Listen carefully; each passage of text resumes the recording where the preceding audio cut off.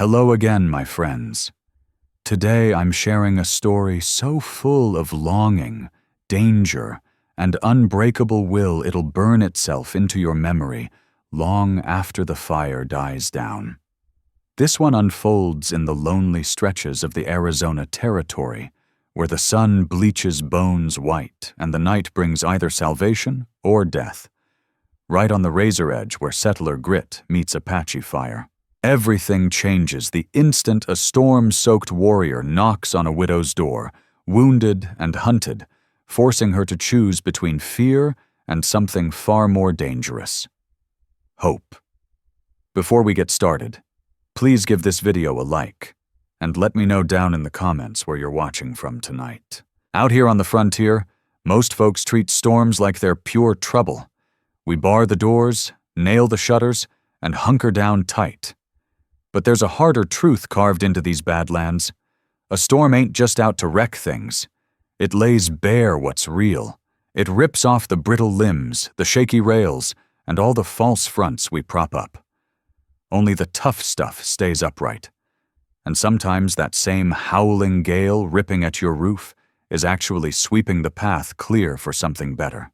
Come with me now to the high desert of the Arizona Territory, back in 1874. Willow Creek Valley didn't hand out favors. It was raw dirt underfoot, and endless sky overhead, with sagebrush scenting the breeze dry and clean most days. But that evening the air turned sharp, tasted like iron and sparks, the way it does just before lightning cracks the heavens wide open. Tucked at the timber's edge stood a little cabin, home to a young widow named Isolde Kern. At 24, she'd already buried a husband and learned to read both the weather and grief way too soon. Isolde was far too young to spend her days draped in widow's black forever, yet too stubborn to beg sympathy from a town full of busy tongues. She'd quit expecting much from anybody else and demanded everything from herself. Her hands were sun-browned and sure, calloused from honest labor. She stacked her firewood precise and measured her lamp oil careful. Anyone peeking in would see a rock-steady woman. But loneliness had sharpened her edges. Under that tough shell beat a quiet ache, steady as the creek's murmur, right there beneath her ribs. That night the wind slammed against her cabin walls like a huge hand pressing down, testing every plank, seeing if they'd give. The creek, normally a soft whisper, had turned into a raging shout. Isolde felt the air grow heavy, the fine hairs on her arms rising. She figured she was bracing for weather. She had no idea she was bracing for fate itself to come knocking. Because the thunder rolling through the valley wasn't hauling rain alone. It was hauling a stranger, one about to shake the walls of her heart every bit as hard as the gale was shaking her home. The storm didn't ease in gentle. It smashed down on the valley like black water exploding against rock. By dark, the sky wasn't just pouring. It was howling with a fury Isolde hadn't seen much in her 24 years.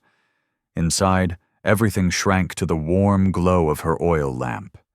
The wind found its own mournful cry, moaning down the chimney and shaking the iron door latch like it meant to tear it loose. It shoved and tugged at the log walls, asking if the woman inside had the grit to stand firm. Isolde sat near the fire, fingers working a needle through worn cloth. But her thoughts wouldn't settle.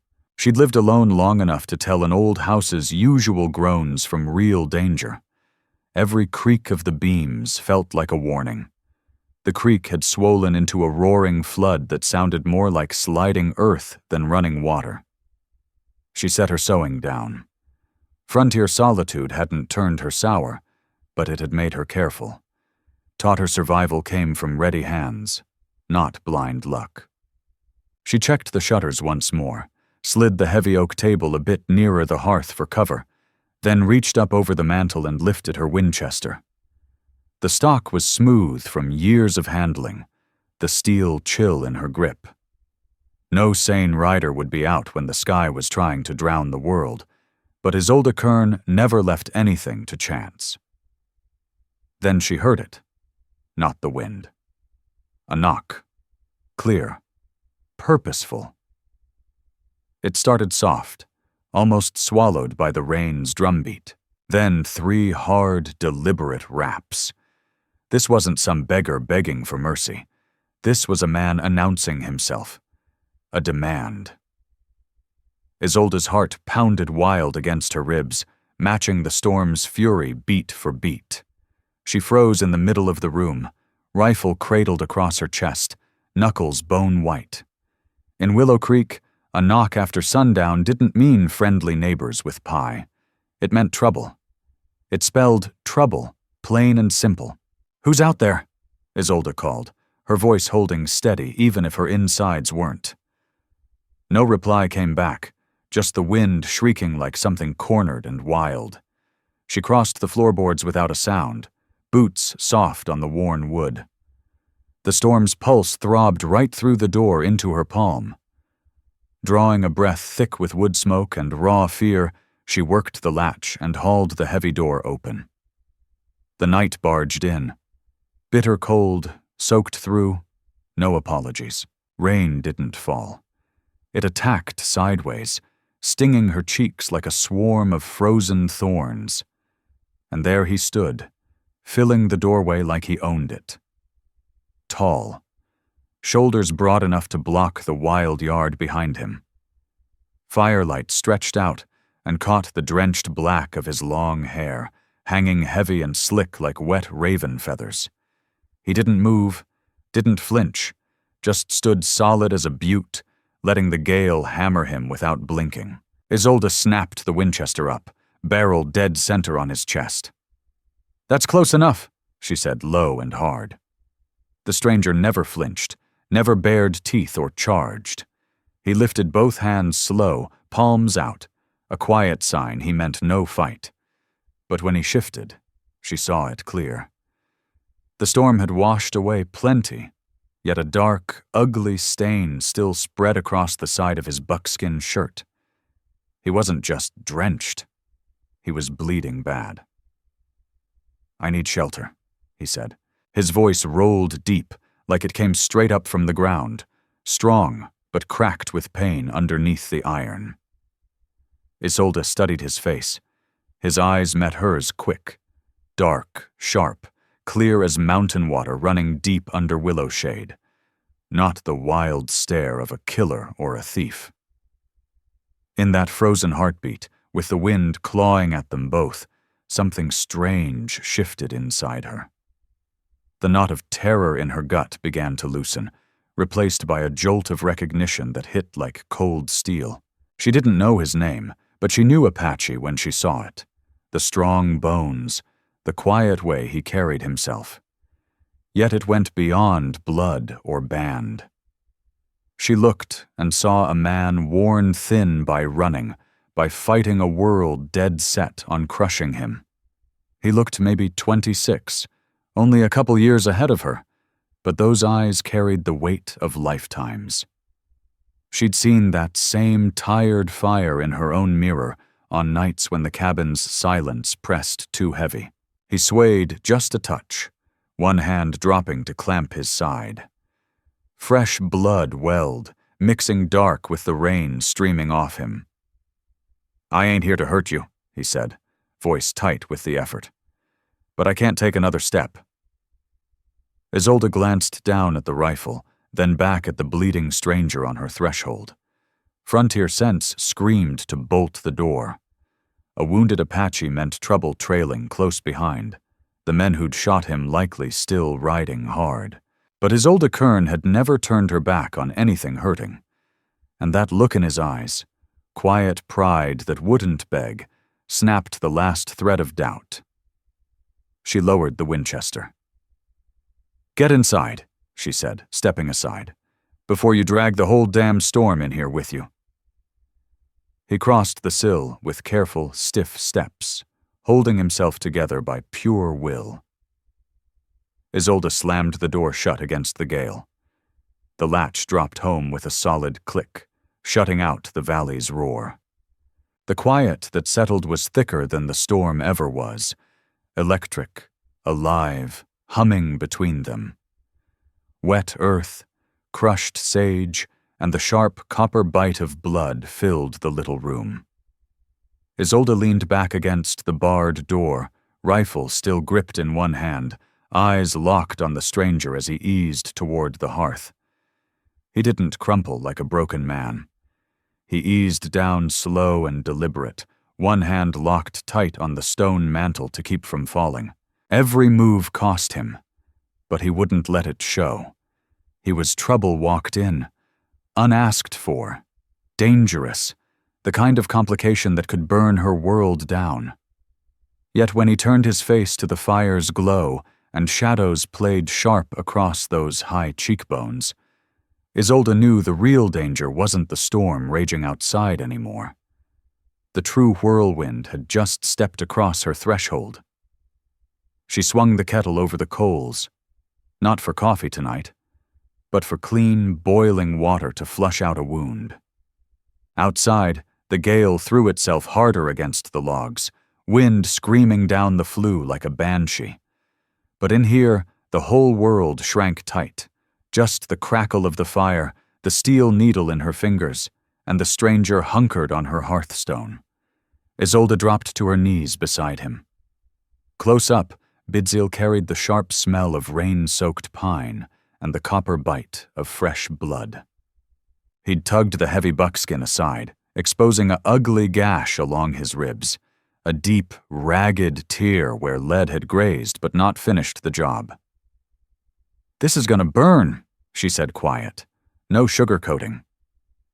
Frontier women didn't waste breath on soft lies. Pain was just the toll you paid to keep breathing. Bidzil didn't twitch. He gave one short nod, eyes locked on the flames. "Do what needs doing." Her hands, rock steady when stitching quilts or cleaning fish, faltered for half a heartbeat. She drew a slow breath, braced herself, and started sewing. Thread through wool was one thing. Thread through living flesh was another entirely. Warm, pulsing, alive. Each pull of the needle closed the gap between them, stitch by stitch. Sewing a man's wound makes you more than strangers. You become the one holding his life in your fingers, the keeper of his blood. "Steady hands," he murmured, voice rumbling low in his chest, so near her working fingers she felt the vibration. "Hands that know hard work," she answered, tying the last knot and snipping the thread clean. She rocked back on her heels, wiping bloody fingers on her apron. "Loneliness either toughens you up, or it buries you." Bidzil turned then, really looked at her. Firelight carved the hard lines of his face, tracing exhaustion and a fierce, quiet smarts. His gaze slid to the empty chair at the table's head, the one no one had claimed in 3 long years. "Your man?" he asked, soft. "The one who's gone?" "A favor," Isolde said, the old hurt stirring but gentler now, like a bruise finally turning yellow. "Good man. Built this place with his own hands. But the land, it takes what it wants." Bidzil nodded slow, understanding deep in his bones. "The earth shifts," he said, voice thick with the same quiet grief she carried. "My people, we ride like the wind. But the fences keep coming. Iron tracks. The sky gets smaller every day. They draw lines on the ground and call it law. The ones who shot me, they don't want the dirt. They want to fence the whole damn horizon." Isolde's eyes dropped to the fresh bandage, stark white against his bronze skin. In that moment she saw it clear. They were cut from the same hard cloth. She, a widow digging in on a stubborn patch of ground that barely let her live. He, a warrior battling to hold on to a home slipping through his fingers, both of them hanging on by their fingernails to a world hell-bent on shaking them loose. The storm pounded the roof like war drums, sealing them off from the rest of the world. The air inside thickened, heavy with more than thanks, something raw, electric, unspoken. Isolde stood to set the bloody basin aside. When she turned back, Bidzeel was on his feet. He moved careful, favoring the stitched side, but his sheer presence seemed to fill every corner of the room. The fire had dwindled to glowing coals, bathing the cabin in deep amber light that made it feel like a hidden place, cut off from time itself. "You ought to rest," she whispered, voice catching just a little. Her words came out hushed, almost choked. "You need to rest," she said again, but the tightness in her throat betrayed her. Bidzeel shook his head slow. "Can't rest now," he answered, stepping nearer until the heat between them felt like its own fire. "Come morning, the hunt starts fresh. Come morning, I'm the one being hunted." He lifted a hand, hesitated just a breath, then let his rough fingertips graze her cheek. Calluses from bowstring and reins scraped lightly, yet the touch carried a tenderness that stole the air from her lungs. It wasn't a demand, it was a question laid bare. Isolde forgot how to breathe. 3 long years she'd spent fortifying her heart, chopping wood till her palms bled, patching fences against the wind, telling herself survival was enough, that wanting more was weakness. But right here, with the storm still pounding the walls and those deep, searching eyes holding hers, every wall she'd built cracked and fell. She didn't pull back. She leaned in. This wasn't simple want. It was raw, starving need, a fierce grasp for life itself, for warmth against the endless cold, for sound to drown the silence. It was spitting in death's face. "Isolde," he said her name like he'd carried it forever, soft and sure. When his mouth found hers, it tasted of rain and thunder, sharp, electric, like a river bursting its banks after too many dry seasons. She gasped against him, hands rising to grip the solid heat of his shoulders. The armor of caution she'd worn so long shattered and dropped away. With his wound still fresh, hunters closing in somewhere out there, and a merciless winter waiting beyond the door, they chose to live. They chose the blaze. The night dissolved into pure feeling, the scrape of his calloused palms, the steady crackle of the dying fire, the wind finally losing its war against the pull drawing them together. For those stolen hours, labels vanished. No settler, no Apache, just a man and a woman taking shelter in each other's arms. But frontier dawn shows no kindness. Pale gray light slipped through the shutter cracks, turning everything silver and sharp. The storm had passed, leaving a heavy quiet that hung like smoke. Isolde stirred at the faint clink of a buckle being fastened. She pushed up, clutching the quilt to her chest as cold air bit her bare skin. Bidzeel already stood by the door, weapons strapped back on, every line of him ready again. Weariness still shadowed his face, but the fevered glaze was gone, replaced by the hard resolve of a man who'd survived worse. "You're leaving," she said, though the truth already sat heavy in her chest. He kept his back to her a moment longer. "Rain's quit," he said quietly. "If I stay, they'll follow my tracks straight here, and if they find me under your roof, they'll torch this place to the ground." He turned then. The raw longing in his eyes hit her like a fresh wound, yearning for a life he could never claim. In 2 long strides he crossed the room and dropped to one knee beside the bed. He took her hand, thumb brushing the quick pulse at her wrist like he was memorizing it. From the pouch at his belt, he drew something small and pressed it into her palm. A rough chunk of turquoise, unworked and raw, the exact fierce blue of high noon desert sky. "I got nothing fine to offer," he said, voice gravel rough. "Just this, a piece of sky that don't ever change." "Bidzeel?" Her fingers closed tight around the stone, cold against her skin. "I have to go," he said. He rose, his hand staying on hers until the very last heartbeat. But I'll carry this night with me, Isolde. When winter bites hard and the fires burn low, I'll remember. He didn't speak farewell. Goodbye was for folks who believed they'd meet again. He turned, pushed the door open. Crisp morning air rushed in, scented with wet pine and fresh mud. Bidzil stepped out into the mist and mire. Isolde scrambled to the window, pressing close to the glass. She watched him swing up onto his horse, a dark shape cut sharp against the climbing sun. He never looked back. He couldn't.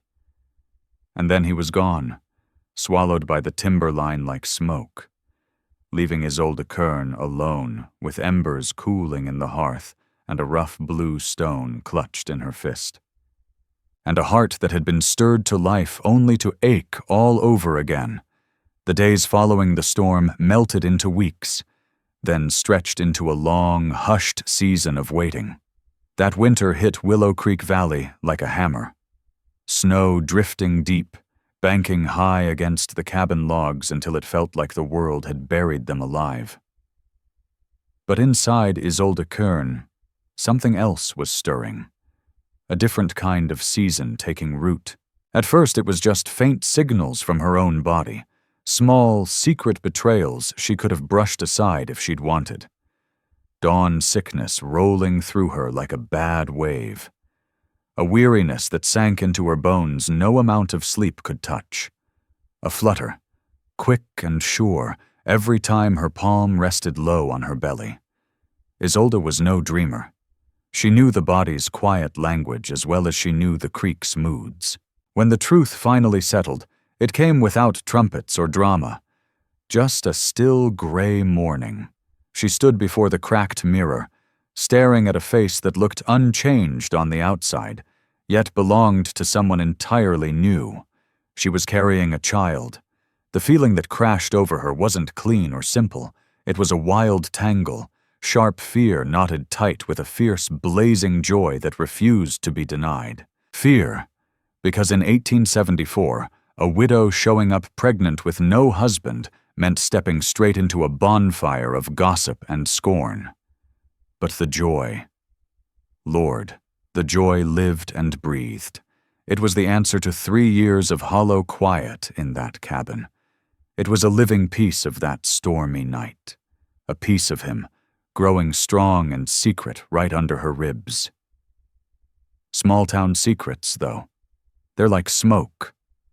Sooner or later they slip through the cracks. When spring finally cracked winter's grip and turned the snow to thick mud, Isolde's secret could no longer hide. Her belly began to round, plain for anyone with eyes to see. Willow Creek was the kind of place where everybody knew everybody else's business, and whispers were currency. The first time she rode into town after the change showed, the air itself seemed to shift. It happened at the general store. She stepped inside for flour and a sack of coffee beans. The little bell jingled bright overhead. But the usual talk, men jawing about steer prices, women planning the church picnic, snapped off like a cut rope. Every head swiveled. Eyes dropped to the gentle swell under her dress, then flicked back to her face, loaded with shock and hard judgment. Isolde felt the stares hit like a slap. She could almost hear the unspoken questions buzzing. Whose is it? What kind of sin has she been hiding behind that proper front? The church elders, men who'd once clasped her husband's hand in friendship, now eyed her like she carried the plague. Women who'd once offered pitying smiles turned away sharp, clutching their shawls tighter as if her disgrace might stain them. This was the iron season. A weaker woman might have buckled right there, might have loaded the wagon that night and lit out for anywhere else. But Isolde Kern had been tempered in frontier fire. She remembered that wild night in the storm. She remembered the Apache warrior who'd touched her with more honor in 1 hour than this whole town had shown in years. She squared her shoulders, lifted her chin, marched straight to the counter. set her coin down with a crisp snap, and bought her flour. She held the shopkeeper's gaze until he was the one to drop his eyes. No explanations. No tears. She walked back out through that gauntlet of stairs with her head high, silence wrapped around her like armor stronger than any words they could throw. She was 25 years old, and she was learning the hard truth. Dignity isn't handed to you. You reach out and claim it. Pride, though, doesn't make childbirth any easier. When her time came, late summer heat hung thick over the valley, pressing down on the cabin roof like a heavy hand. No doctor would come. The town physician was a man of strong principles who suddenly found it too inconvenient to tend a ruined woman. Help arrived from the edges instead. Old Sophronia Vale, the widow who lived high in the hills, pipe always clenched in her teeth. Isolde had sent the signal lantern at dusk, and Sophronia came without a single question asked. She set to work boiling water and speaking in calm, low murmurs, while Isolde fought the fiercest battle of her life. The labor dragged on. Hours of pain that matched the fury of the storm that had first brought the child's father to her door. Isolde twisted in the sweat-soaked sheets, fingers locked white-knuckled around the iron bedstead.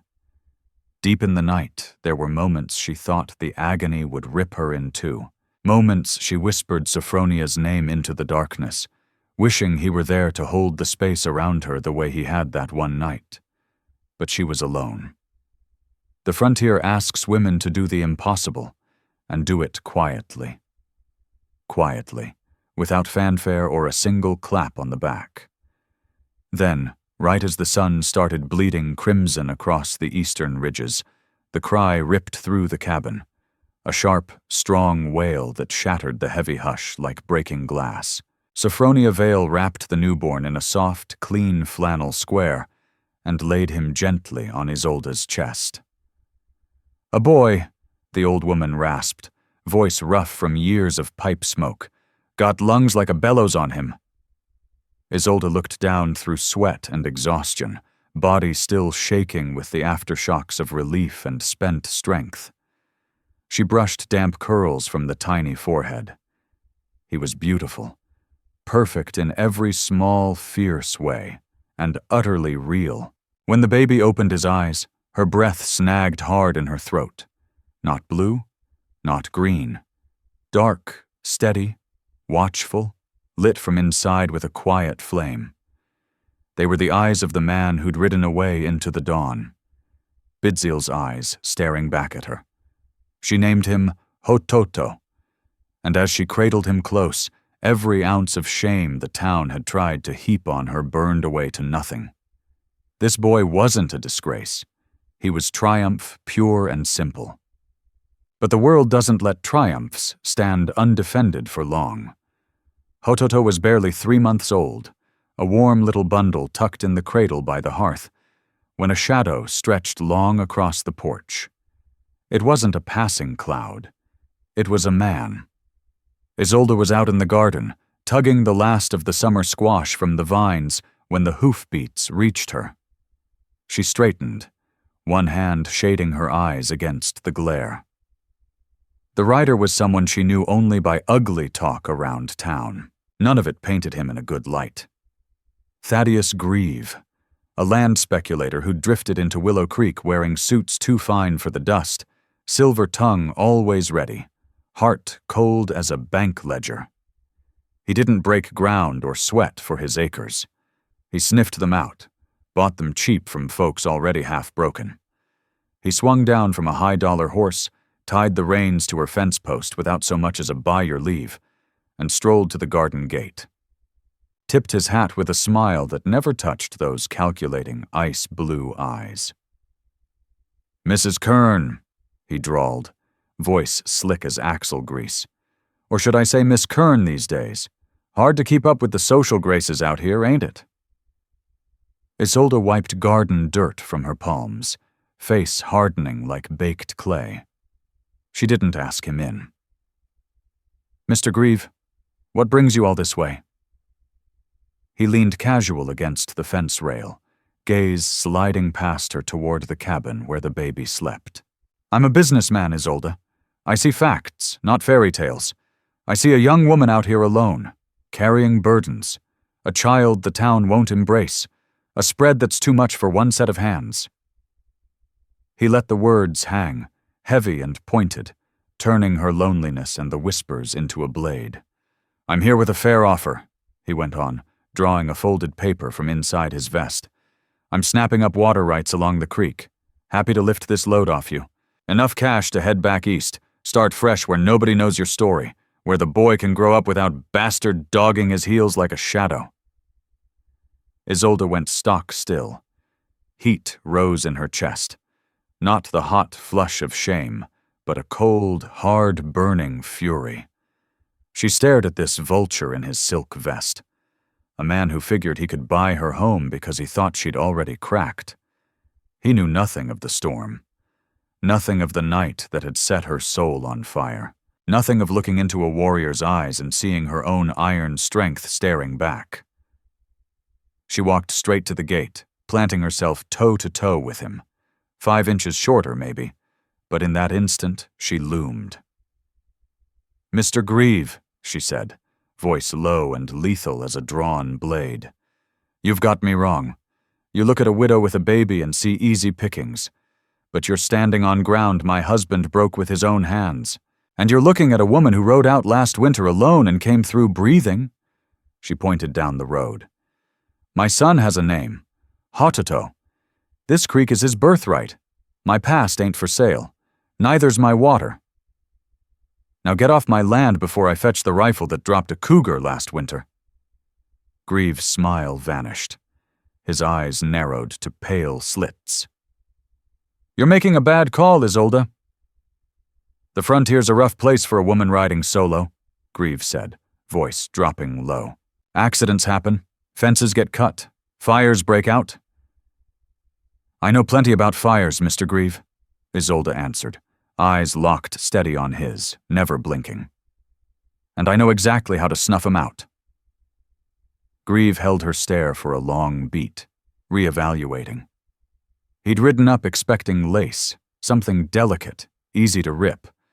What he found was forged steel.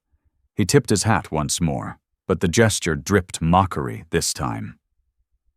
"Suit yourself, Mrs. Kern, but winter's rolling in again, and it gets mighty cold out here when a body's got no friends left to lean on." He swung back into the saddle and spurred his horse away, kicking up a thick cloud of dust that hung choking in the air. Isolde watched until he shrank to a distant speck on the horizon. She turned back toward the cabin, heart still hammering hard. She knew he'd return. The veiled threat wrapped in his smooth talk was real as a loaded gun. But when she stepped inside and lifted her son from the cradle, gazing into those dark, fierce eyes, she made a vow deep in her bones. Let them whisper. Let them judge. Let the buzzard circle overhead. She was Isolde Kern. She'd thrown open her door to a raging storm once and lived to tell it. She wasn't running now. The days of fragile lace were done. The season of iron had arrived. Time stretches strange when you're braced for the next blow. 4 full years slipped by since that rain-soaked night brought a warrior to Isolde Kern's doorstep. 4 years of deep silence. 4 years of watching aspen leaves shift from spring green to autumn gold, and back again. Isolde was 29 now. The soft curves of girlhood had vanished from her face, replaced by the fine sun-etched lines of a woman who'd squinted against bright skies and lain awake worrying through long nights. She was leaner, harder, her hands rougher from endless work. Every move she made was stripped clean, no wasted motion. But she wasn't alone anymore. Hototo was 4 years old, and he was the living flame that kept her going. He tore through the tall grass with a speed that snatched her breath, black hair whipping behind him like a battle flag. He didn't plod like the other settler kids. He moved light and quick, like smoke on the wind. Silent when he needed to be, loud only when joy burst bigger than his small frame could hold. Yet the valley of Willow Creek was closing in around them like a slowly tightening rope. Thaddeus Grieve hadn't quit. He'd just switched his game. No more polite gentleman at the gate. Now he was a shadow working the edges of their lives. It started quiet. A stretch of fence sliced clean through in the dark, letting her milk cow wander off into the canyons. Then the creek got dammed upstream, starving her garden in the July scorch. Then a calf turned up dead near the timberline, not torn by wolves, but killed clean. No tracks left behind. Isolde worked till her hands blistered raw. She hauled water by the bucket when the irrigation ditch ran bone dry. She patched fences under moonlight, Winchester slung across her back. Exhaustion sank deep, a weariness that weighed her eyelids like lead. But she wouldn't bend. Not ever. Every time she looked at Hototo sleeping peaceful in the bed his father had never seen, she dug up fresh iron from somewhere inside her soul. But Hototo had started seeing things. For weeks now he'd come running to her with stories. "The wolf man, Mama," he'd say, tugging her apron while she kneaded dough. "He was up on the ridge today watching me." "It's just a coyote, Hototo," she'd answer, brushing flour from his cheek. "Or the light playing tricks. Stay near the house." "No, Mama." His dark eyes, serious, unblinking, mirrors of a face she tried not to dream about, held steady.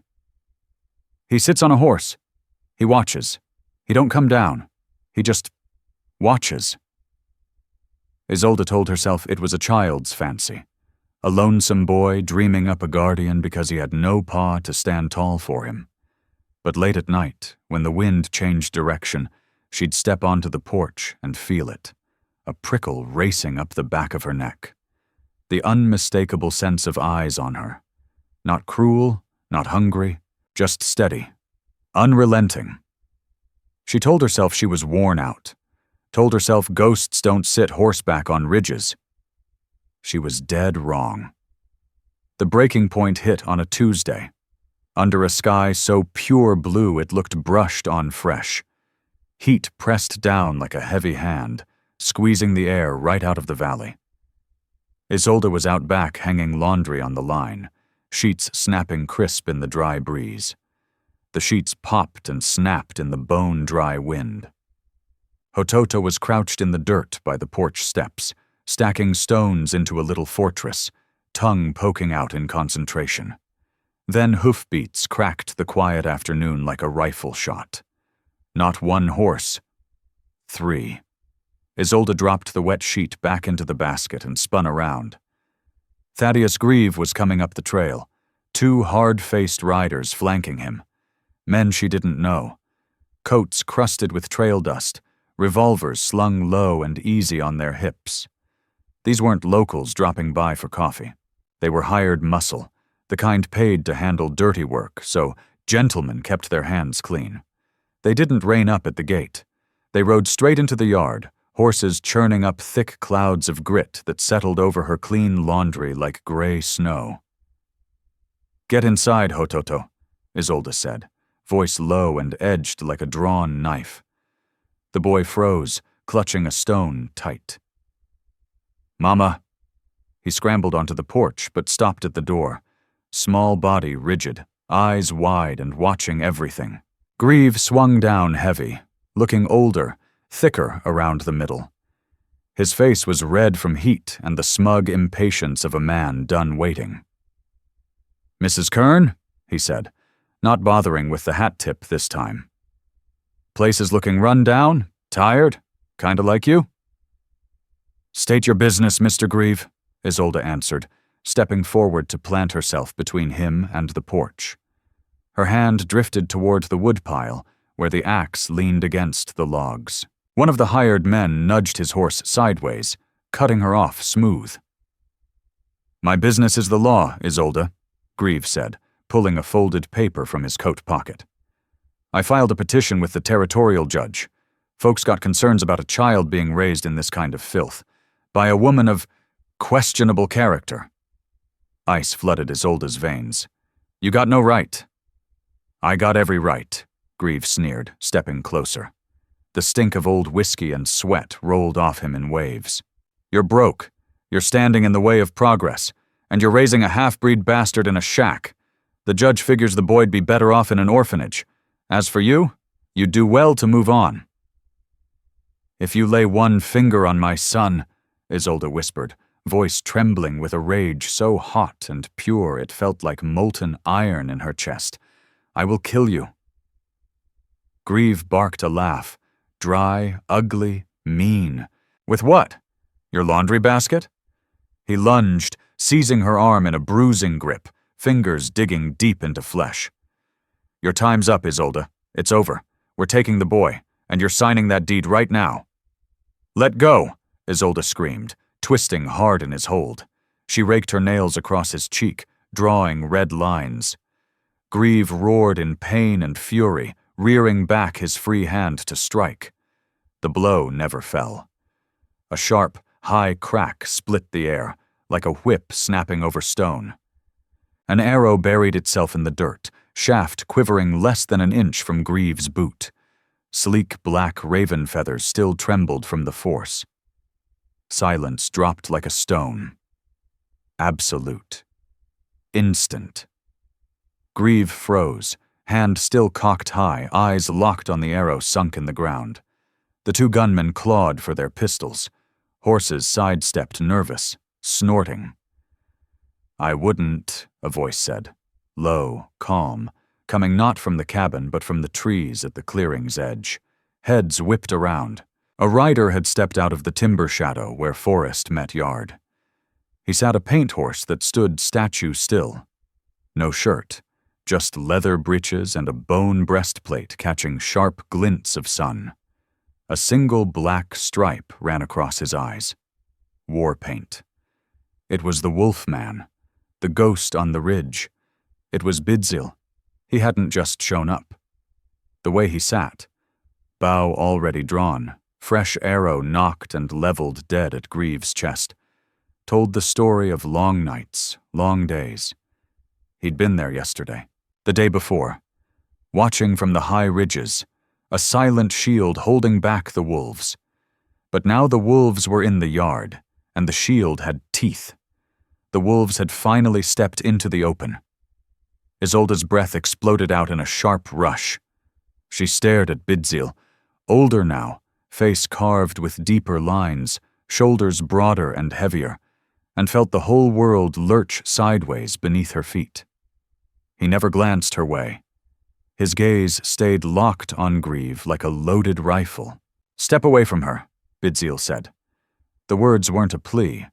They were a verdict, cold and final, waiting for the ink to dry. Grieve jerked his hand off Isolde's arm like it had turned to hot iron. He staggered back a step, eyes darting wild from the arrow buried in the dirt to the warrior framed in the trees. Who the hell is this? Grieve sputtered, scrambling to claw back his nerve. Another savage you've been hiding out here? Bidzil didn't so much as blink.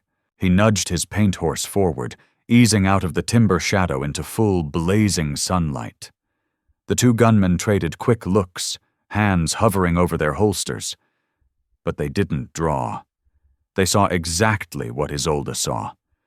This wasn't just some man. This was a storm given form, one that had finally chosen to speak.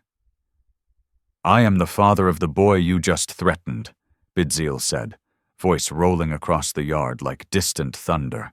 And if you don't leave this place right now, you won't leave it breathing. The yard emptied fast. Grieve, rattled by the arrow that had nearly nailed his boot to the ground, yanked his men back. They retreated down the dusty road, shouting hollow threats over their shoulders as they went. Both Isolde and Bidzil knew it wasn't over. It was only a breath held, the quiet before the plunge. They backed inside the cabin. The heavy oak door thudded shut, and the bar dropped home, sealing out the afternoon glare. The silence that settled between them hit hard. Thick, choking. Alive with everything unsaid. Hototo huddled in the corner by the wood stove, wide eyes flicking fast between his mother and the stranger who'd dropped out of nowhere like a thunderclap.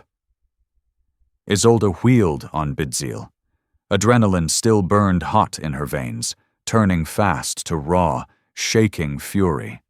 She ignored the bow still gripped in his hand. She saw only the man who'd haunted her heart for 4 long years. "You got no right," she hissed, voice cracking under the weight of all those empty seasons. "You don't get to ride in now and claim him. Not after you left us to the wolves."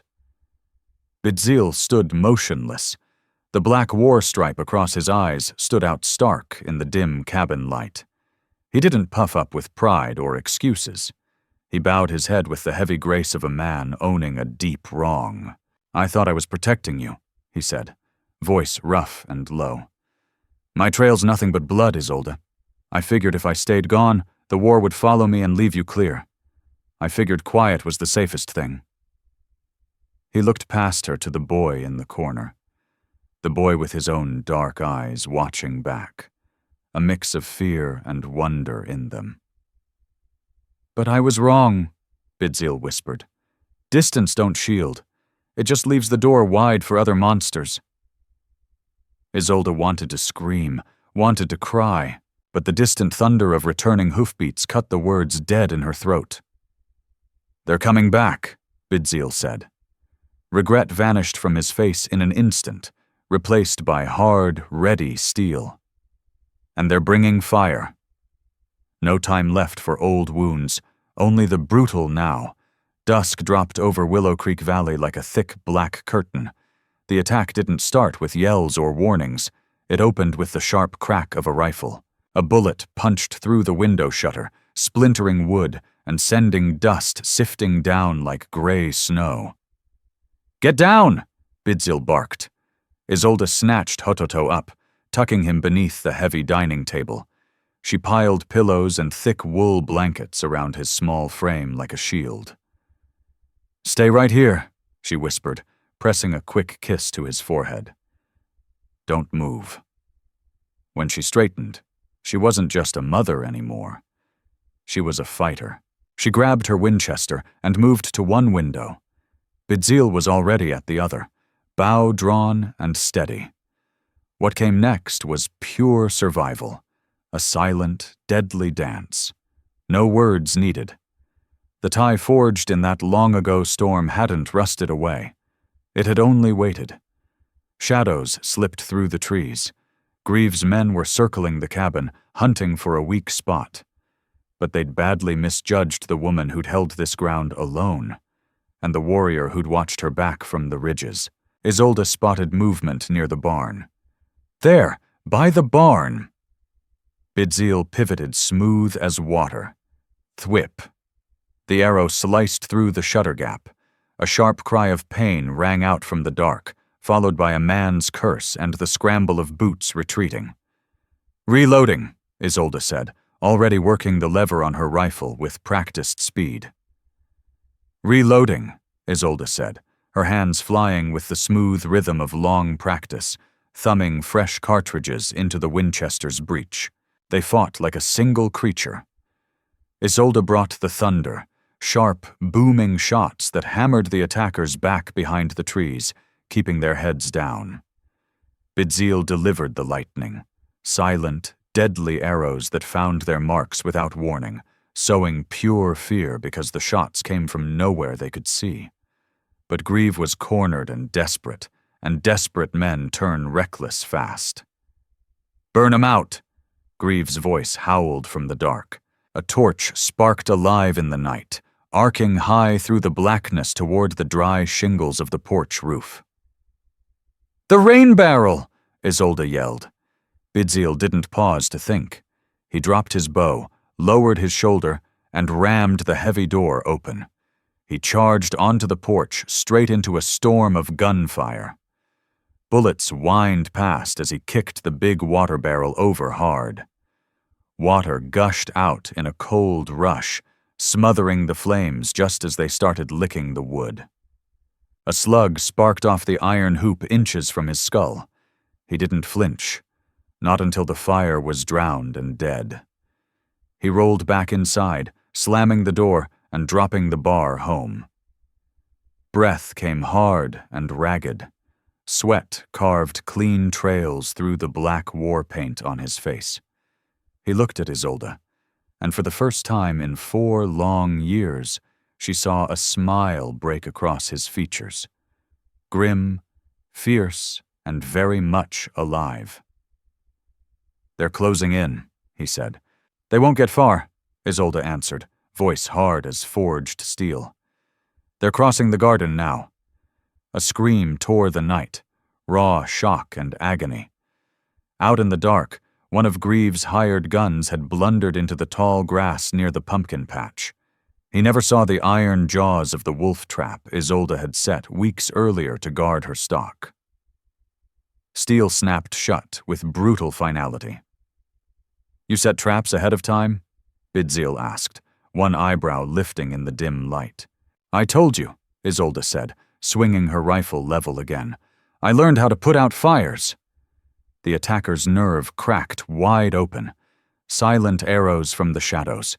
A woman shooting like a seasoned trooper. The very ground turning on them with hidden teeth. No pay was worth dying for. But Thaddeus Grieve was driven by pure greed, blind to reason. A sudden crash of glass broke the moment. Grieve had slipped around back and smashed the small window by the hearth with his pistol butt. He thrust his arm through the jagged hole, gun sweeping blindly, searching for a target. The barrel came level, straight at the table, straight at the hiding place, straight at Hototo. "No!" Isolde screamed. She was too far, but Bidziel was already moving. He didn't shoot, didn't yell. He launched himself across the room in a single desperate lunge, throwing his body between the gun and his son like living armor. The pistol roared. Bidziel grunted, a wet, sharp sound, and slammed back against the wall, sliding down to the floorboards. "Bidziel!" Isolde cried, whipping her rifle around. She didn't hesitate. One clean shot cracked out, splintering wood inches from Greaves' hand. He yelped in pain, the gun dropping from numb fingers and clattering inside. Greaves scrambled away into the night like a whipped dog. Silence crashed back, sudden, ringing, heavy. Isolde let her rifle fall and dropped to her knees beside Bidziel. Hototo crawled out from under the table, eyes huge, tears cutting tracks through the dust on his face. Bidziel clutched his shoulder. Blood welled dark and warm between his fingers. But when he lifted his head, his eyes were clear, steady. "I'm all right," he rasped, teeth gritted against the pain. Just a scratch. The bone caught it. He reached out with his good hand, not toward Isolde, but toward Hototo. The boy didn't shy away. Small, trembling fingers stretched out and touched the warrior's arm. "You stopped the bad man," Hototo whispered. "I will always stop them," Bidziel vowed, voice cracking with raw emotion. "I will never leave the door unguarded again." Outside, the thunder of galloping horses faded into the distance. The hired guns had broken and run, and Grieve, coward to the core, had fled with them. But one more rider was coming. Lantern lights flickered along the road, drawing nearer. The sheriff of Willow Creek, Neagle Quill, a man who usually steered clear of family feuds unless bullets started flying, rode into the yard with 2 deputies at his flanks. The gunfire had carried clear to town, echoing off the ridges like bad news. Quill kicked the gate open, pistol already drawn, ready for a fight. Instead, he found the yard quiet, enemies long gone. He walked up to the porch where Isolde stood framed in the doorway, Winchester still gripped tight. Behind her stood Bidziel, shoulder bloodied, but standing tall and unbroken. The sheriff's eyes took it all in. The arrow sunk deep in the dirt, the wolf trap still clamped shut in the garden, and the 3 of them together in the doorway. A white widow, an Apache warrior, and the child who belonged to both. A family forged in fire. "Grieve's gone," Isolde said, her voice flat and final, cold as winter iron. "And if he comes back, Sheriff, you won't need to arrest him. You'll need to bury him." Quill tipped his hat slow, taking his time. He saw the steel in their eyes, the quiet, unbreakable resolve.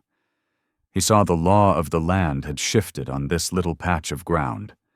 No badge needed anymore. "I'll ride out and make sure he keeps moving," Quill said quietly. "Looks like you folks already took care of the hard part." He turned his horse. The siege was finished. The fight was won. As the lantern lights faded down the road, Isolde turned to Bidzil. For the first time in years, she didn't see a ghost or a memory. She saw tomorrow. Morning came soft after the siege, painting Willow Creek Valley in warm gold and calm triumph. The air carried the fresh scent of rain-washed sage and the sharp, clean smell of having survived. On the porch of the cabin that had become their stronghold, 3 figures sat close. The silence between them wasn't heavy anymore. No secrets, no fear. It was the easy, worn-in quiet of a real family.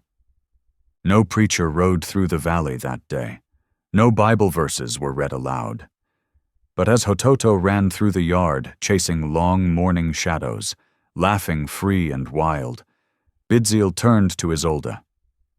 He didn't pull out a gold ring. The frontier had no patience for soft things that bent under pressure. Instead, he slipped a thin strip of weathered leather from his wrist. Tough, strong, unbreakable.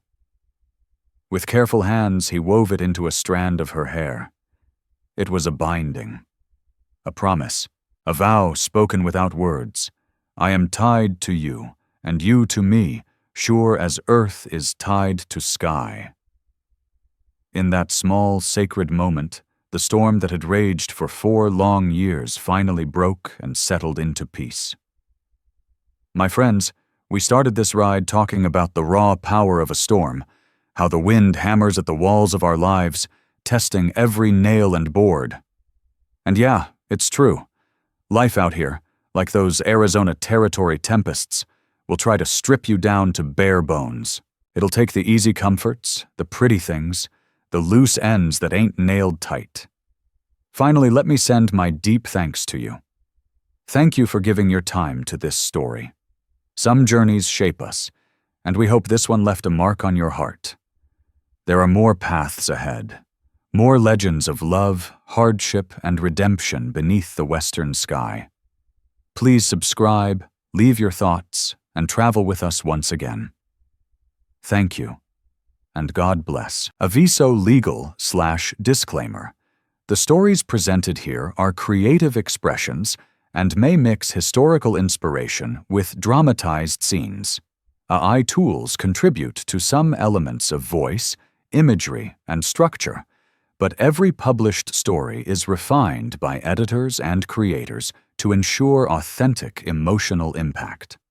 We honor YouTube's policies and do not generate deceptive likenesses or artificial depictions of real people. All audiovisual components are legally licensed. Any use, redistribution, or alteration of this content must be granted through written consent. Your presence here means a lot. Thank you for supporting artistic storytelling.